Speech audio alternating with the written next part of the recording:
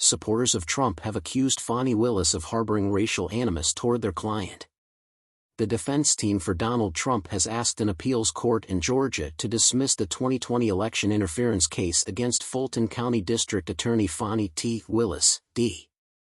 The Trump camp claims Willis's repeated public display of racial animus toward Trump and his co-defendants has compromised Trump's right to a fair trial. According to Matthew Winchester, the Georgia Court of Appeals ought to remove Willis and her office's involvement from the matter and drop the accusations against Trump. They assert that the intentional injection of false allegations of racism has tainted the proceedings and accused the longtime prosecutor, who happens to be black, of this. At the same time that Trump and 8 other defendants urged the court to overturn a lower court ruling that kept Willis and her staff on the case, they filed a motion to try to overturn Trump's 2020 election loss in Georgia.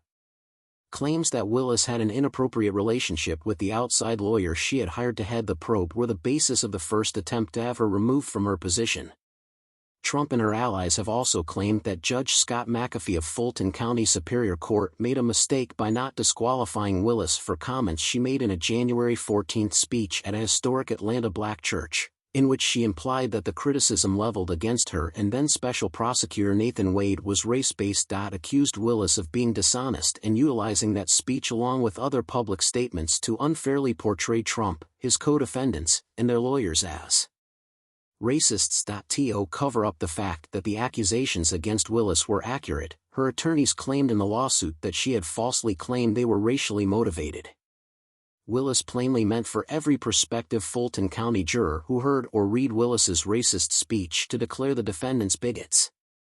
The lawyers contended that Willis calculated and deliberate plan to prejudice the accused and that she deliberately chose to play the race card, in a calculated effort to bring public condemnation against the accused and deflect public attention away from herself.